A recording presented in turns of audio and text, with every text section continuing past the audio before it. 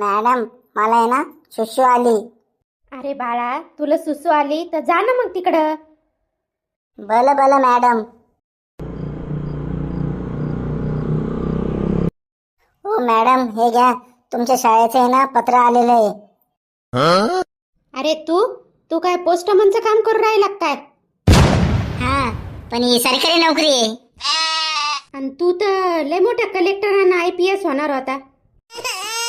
हा, होणार होतो, पण आता नशिबाची पुढे कोण जाऊ शकतं, नाही झालो. अरे मी बघ या सरकारी शाळेची मुख्याध्यापिका आहे. अरे बापरे, काय बोलतीस?